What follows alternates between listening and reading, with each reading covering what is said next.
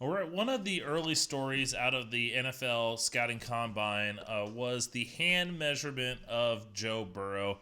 Joe Burrow's hands came in at 9 inches. And if you don't know how it's done, they take your hand, they measure it from your pinky to your thumb. You kind of put it down, and that's how they measure it. And so he had a 9-inch hand. And this really brought up a lot of discussion on hand size and does it matter. And I know people that don't follow the NFL draft like myself do, that this is always one of their biggest things I like to complain about. Oh, you worry too much about hand size. It's so overblown, yada, yada, yada. You got these guys who have had smaller hands. They've had success. And I'm not disagreeing. I'm not someone that's out there that says, oh, hey, hand size, it doesn't matter at all. I think it does a little bit. I'm not the one that says, oh, hey, Joe Burrow's got 9-inch hands. He's not going to be very good. I don't agree with that.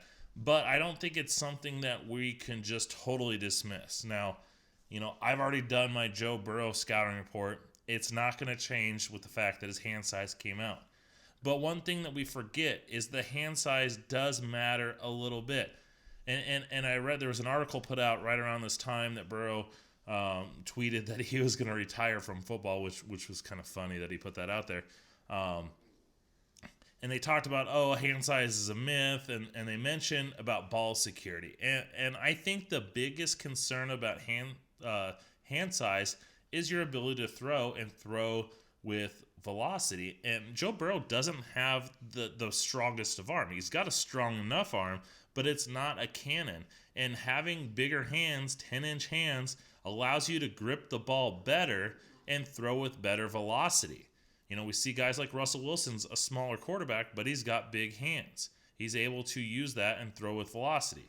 Hey, Lamar Jackson has got a little bit smaller hands, and he's even talked about how he's had to adjust on how he grips the football to make his throws. And I think, when this really shows up is when it gets cold out. And it's colder out, and you have to throw through that wind. And we saw that with Jared Goff. And Jared Goff, when he's in California or somewhere nice and the weather's good, he doesn't have much of an issue. But come December, when they had to go to Chicago, his accuracy really took a big drop. And I think part of that could deal with just not being able to grip the ball as well as you can.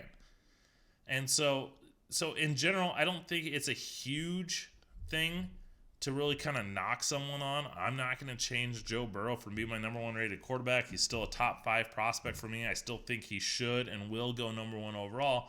But I don't think it's something that we can just totally throw away and say it's a meaningless measurement. It does have some bearing, and some teams, especially colder weather teams, they do factor that in a little bit. Josh Allen went to the Buffalo Bills a few years ago in the draft, and I thought he was a perfect fit for them because he's big, he's physical, he's got a strong arm, and come Buffalo in December and January, it's cold, it's windy, and you've got to be able to cut through that wind. You've got to be able to throw in the cold, and I think he was better suited for that. Hey, Andy Dalton, when he was at his best with the Bengals, as the season got deeper into December and that, his play started to tail off. So just something to kind of think of. Hey, not the end of the world, but we can't just totally dismiss it.